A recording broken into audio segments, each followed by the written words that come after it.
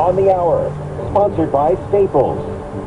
I'm Linda Kenyon in Washington. President Biden is in Warsaw, marking the Russian war against Ukraine as it enters its second year.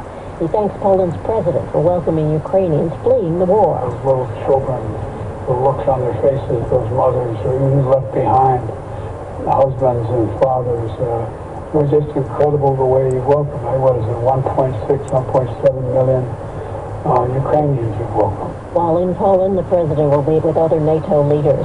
NATO's chief is issuing warnings about the latest moves by Moscow to withdraw from a key nuclear arms treaty.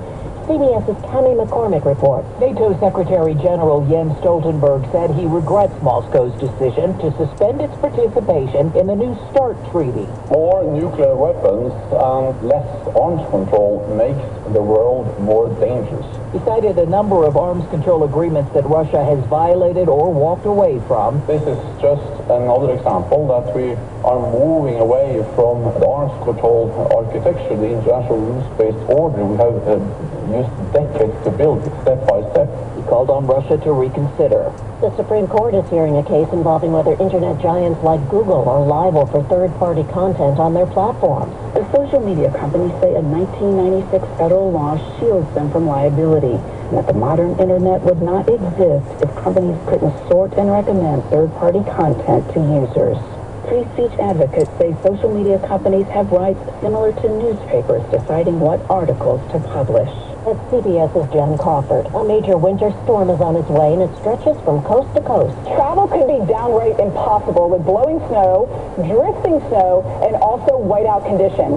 Now, it's not just the snow. We also have to worry about ice building up that could cause some power outages.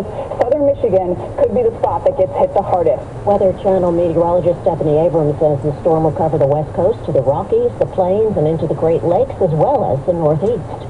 Former President Jimmy Carter is resting at home. Now in home hospice care, 98-year-old former President Jimmy Carter is being surrounded by family and close friends. Al Moser is among the many reflecting on Mr. Carter's life. He's done so much good, especially since he was president. Those closest to him say Mr. Carter is at peace. Jim Crisula, CBS News, Plains, Georgia. Good news if you work at Home Depot. The Home Depot Avenue in-store tools made. The company investing $1 billion in wage increases for its U.S. and Canadian hourly workers. This is CBS News. Well, that's today's news. Today's news. I didn't hear any good news, did you? I didn't think so. I guess it's all about perspective. The glass is half full.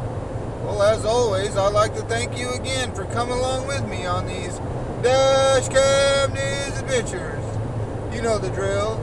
Peace, love, and all that hippie jazz. Bye-bye, everybody.